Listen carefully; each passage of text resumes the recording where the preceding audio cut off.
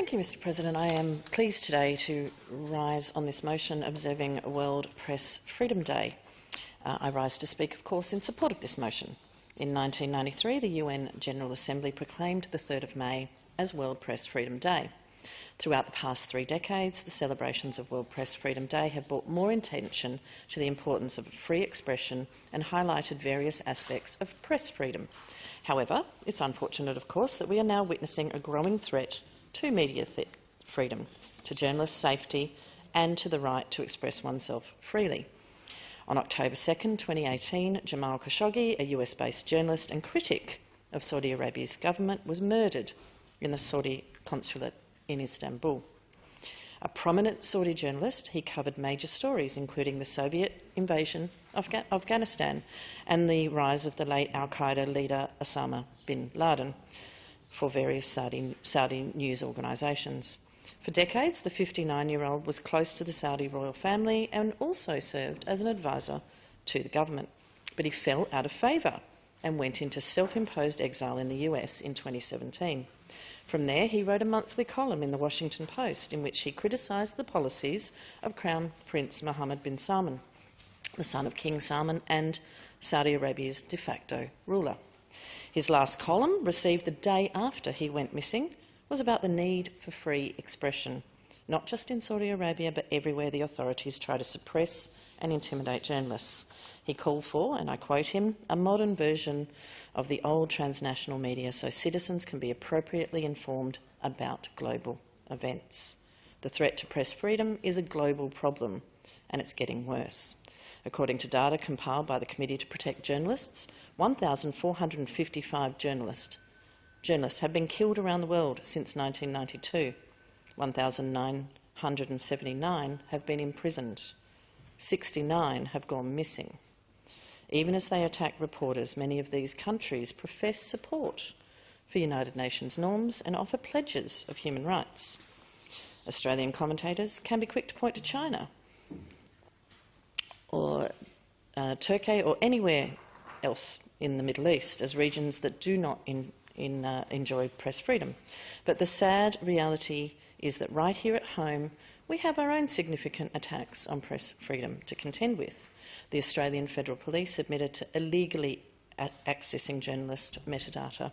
A 2022 study by Deakin University found that recent legislative reforms of the Data Retention Act 2015, the Assistance and Access Act 2018, the International Production Orders Act 2020 and the Identity and Disrupt Act 2021 have cowed whistleblowers into silence. Journalists in this study were critical of the current journalist information warrant authorities must get before accessing their data. Many said they had no trust in the procedures used to obtain the warrant or the protections it affords journalists. Under the mask of criminal cyber vilification, anti-terrorism, cybersecurity and so-called fake news laws, more than ever, governments are stifling journalists and concealing inconvenient truths. Even more recently, a UK journalist, in fact, just in this last week, a UK journalist, Richard Felgate, has told how a police officer ripped off his press credentials and arrested him for covering climate activists who were protesting during the King's coronation. In fact, I don't know that they were climate activists, although it says it here on my speech notes. I watched the video. I'm pretty sure they were just protesting the coronation, but perhaps they had a climate message as well. It seems to be the flavour of the month right now, or indeed the flavour of today. Felgate said he was detained at a police station for 18 hours after he was arrested on suspicion of conspiracy to commit public nuisance, a new offence brought in specially under that government's new draconian protest ban laws. With the new anti-protest laws that have been brought in, we're told that they are to stop disruption, but really on the ground they're used to stop people's freedom of speech, to infringe on freedom of the press. This is the 3rd time I've been arrested for filming, said Felgate. As a democratic society, we have a responsibility to guard against the misuse of power through fundamental freedoms, including the freedom of speech and the freedom of the press. Julian Assange's case is also an example of the importance of protecting those kinds of freedoms. As the director of WikiLeaks, Assange exposed the war crimes of the United States to the world, and he was charged with violating the Espionage Act.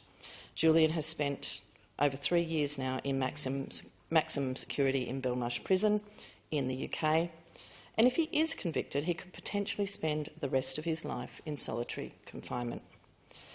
All the evidence indicates that his health has deteriorated from these years of arbitrary detention, and he has been forced to endure what many could not. The United Nations Special Rapporteur on Torture and Other Cruel, Inhuman or Degrading Treatment or Punishment found that, and I quote, "In addition to physical ailments, Mr Assange showed all the symptoms typical for prolonged exposure to psychological torture, including extreme distress, chronic anxiety and intense psychological trauma."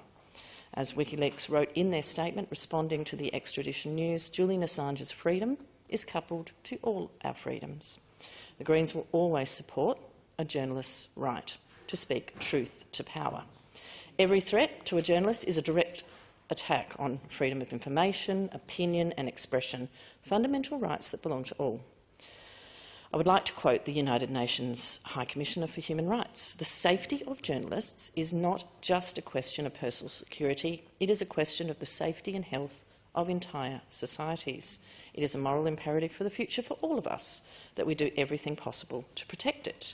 Fine words, and indeed I note that one of the other contributors, the Honourable Russell Wortley, noted a particular journalist of relevance to my life, Juanita Nelson, who of course we know was murdered, whose body has never been found, who ran a little local paper in the area I grew up in.